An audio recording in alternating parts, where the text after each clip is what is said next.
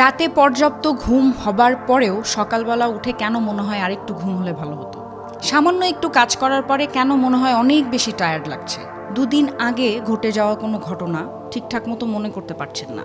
2020-এর কোভিডের পরে আমাদের চারপাশে অধিকাংশ মানুষের কাছ থেকে এই প্রবলেমগুলো শুনতে পাবেন, যা তারা ফেস করছে।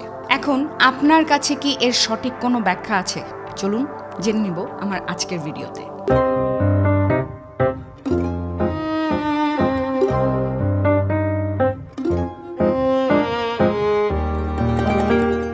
হ্যালো এভরিওয়ান, ওয়েলকাম করছি অন বোর্ড উইথ ছেত্রীর আরেকটি নতুন এপিসোডে। কথা বলবো নতুন কিছু ইনফরমেশন নিয়ে। চলুন শুরু করা যাক। আজকের জেনারেশনে একটি সাইলেন্ট রোগ খুবই দ্রুত সকলের মাঝে ছড়িয়ে পড়েছে, আর এই রোগের সবচেয়ে বড় শিকার হচ্ছে জেনারেশন জি এবং জেনারেশন অ্যালফা, টিনেজার ও বাচ্চারা। রাতে 7 ঘন্টা পূর্ণ ঘুম হবার পরেও কেন সকালে বিছানা ছেড়ে উঠতে ইচ্ছে করে না? এমন মনে হয় যেন বিছানা ছেড়ে ওঠার শক্তি পাচ্ছেন না। ফকফকে দিনের বেলায়ও অনেক ঘুম আসে। আবার কাজ বা পড়াশোনা করার সময় আপনি ফোকাস করতে পারেন না, কাজে মনই বসে না। আপনি জানেন আপনার অ্যাচিভমেন্ট পূরণ করতে অনেক সাধনা করতে হবে এবং আরও অনেক কাজ বাকি এবং অনেক অধ্যাবসায় দরকার, কিন্তু অ্যাকশন নেওয়ার সময় হলে আপনি ক্লান্ত হয়ে পড়ছেন। পরে করবেন বলে কাজ রেখে দিচ্ছেন বা বাধ্য হচ্ছেন, কারণ প্রপার এনার্জি পাচ্ছেন না। এখন কথা হচ্ছে, এই সমস্যাটি শুধু আপনার একার নয়, আমাদের চারপাশে অনেকেই ফেস করছেন। বর্তমানে অনেক বড় একটি সাইলেন্ট এপিডেমিক ছড়াচ্ছে, যার ব্যাপারে অধিকাংশ মানুষই অ্যাওয়ার নয় এবং কেউ এই সমস্যার আসল কারণটাও জানেন না। এই সমস্যাটি আসলে কোন জায়গা থেকে জন্ম নিচ্ছে? সো এখন মেইন পয়েন্টে আসা যাক। টায়ার্ডনেস জিনিসটা আসলে কি? অনেকে এই বিষয়টা নিয়ে ভুল ইনফরমেশন জানেন। টায়ার্ডনেস একটি সাইকোলজিক্যাল স্টেট, কোনো ফিজিক্যাল স্টেট নয়। হতে পারে আপনি অনেক ক্যালোরি গ্রহণ করেছেন, অনেক ঘুমিয়েছেন বা অনেক এনার্জি ড্রিঙ্ক পান করে ফেলেছেন এবং এর পরেও দেখা যাবে আপনি টায়ার্ড ফিল করছেন, কারণ এটি একটি মেন্টাল ও সাইকোলজিক্যাল স্টেট। দেখুন, আমাদের ব্রেইন লক্ষ কোটি বছরের বিকাশ বা এভলিউশন পার করে আজকের এই জায়গায় এসছে। সেই পুরাতন সময়ে মানুষ যখন জঙ্গলে থাকতো, তখন ফুড প্যান্ডা, হ্যালো শেফ ফুডই ছিল না, যে চাইলেই অনলাইনে অর্ডার করলাম আর বাসায় এসে খাবার দিয়ে গেল। তখন খাবার কালেক্ট করা অনেক বড় একটি ব্যাপার ছিল, তাই সেই সময়ে খুব চিন্তা করে শরীরের শক্তি খরচ করতে হতো, কারণ খাদ্যের অভাবে মানুষ মৃত্যুবরণও করত। আর মানুষের ব্রেইন অনেক ছোট হলেও শরীরের প্রায় 20% ক্যালোরি কনজিউম করে থাকে। সুতরাং একটি ব্যাপার ক্লিয়ার ছিল, প্রাচীনকালে খাদ্যের বা এনার্জির অভাবের কারণে ব্রেইন নিজেই এনার্জি কনজারভেশন মেকানিজম ডেভেলপ করে ফেলে, যাতে করে আমাদের জন্য সবচেয়ে প্রয়োজনীয় জিনিস বা গুরুত্বপূর্ণ কাজের জন্য ব্রেইন অ্যাক্টিভ থাকতে পারে। আর এই নিডের কারণেই জন্ম হয়েছে টায়ার্ডনেস নামক ইমোশনটি। 2012 সালে নিউরোসায়েন্সের একটি সেন্ট্রাল গভর্নর মডেল প্রকাশিত হয়। সেখানে বলা হয়েছে, টায়ার্ডনেস এমন একটি ফিলিংস যা আপনাকে এরকম মনে করায় যে এই কাজটি করার কোনো মানেই হয় না বা এতে কোনো লাভ নেই। সেই কাজটি করে শুধুমাত্র আপনার এনার্জি ওয়েস্ট ছাড়া আর কিছুই হবে না। এটি একটি প্রাচীনকাল থেকে চলে আসা সাইকোলজিক্যাল সিস্টেম, যেটি আজ পর্যন্ত চলে আসছে। 2016 সালে পাবলিশ হওয়া আরেকটি রিসার্চে দেখা যায়, টায়ার্ডনেস এক ধরনের cost benefit analysis. Cost benefit analysis যে কোনো কাজের আগে আপনার মোটিভেশন ডিসাইড করে থাকে।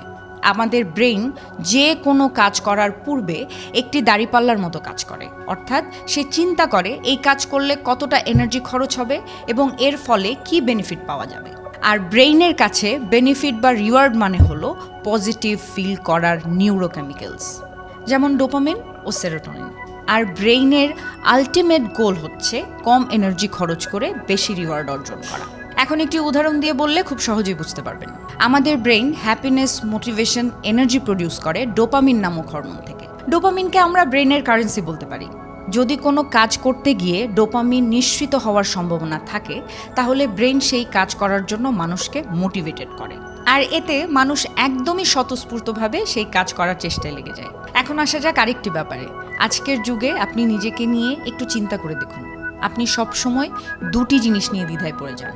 নাম্বার 1, কনস্ট্রাকটিভ হেলদি অ্যাকশনস, আর নাম্বার 2, আনন্যাচারালি রিস্কি অ্যাকশনস।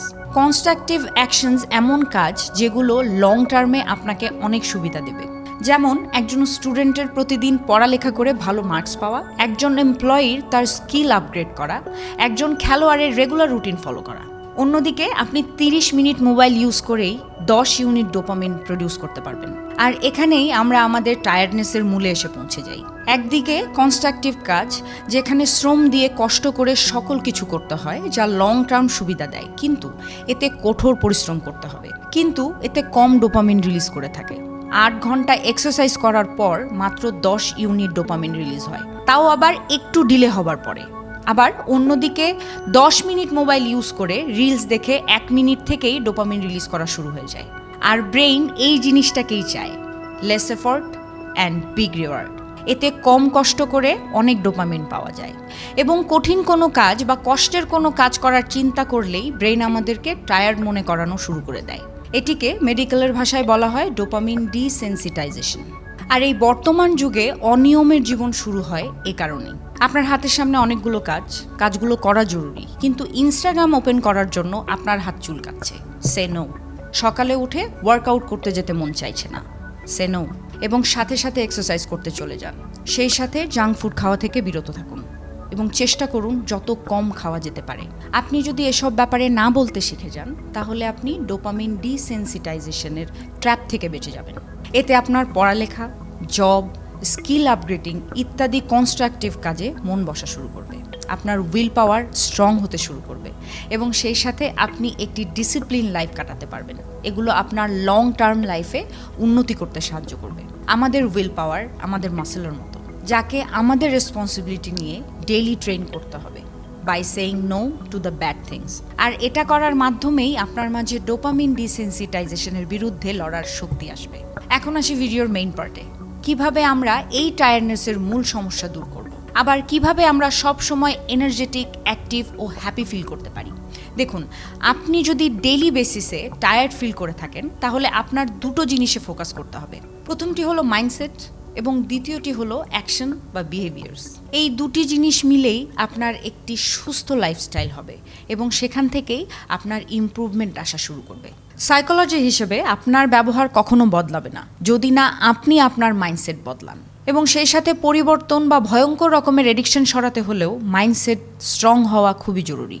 সুতরাং প্রথমেই আপনি আপনার জীবনের একটি গোল এবং মাইন্ডসেট বানান, যা আপনার সকল নিডস পূরণ করবে এবং পজিটিভিটি ছড়াবে। নিডসের কথা বলতে গেলে আসলে অনেক কিছুই বলা যায়, যেমন বেসিক নিডস, খাবার, জামা কাপড়, ঘরবাড়ি, এবং এর আগে রয়েছে আমাদের সোশ্যাল ও রোম্যান্টিক নিডস, এবং তার আগে আছে আমাদের গ্রোথ ও নিজের কাজের মাধ্যমে একটি পজিটিভ ইম্প্যাক্ট ফেলানো।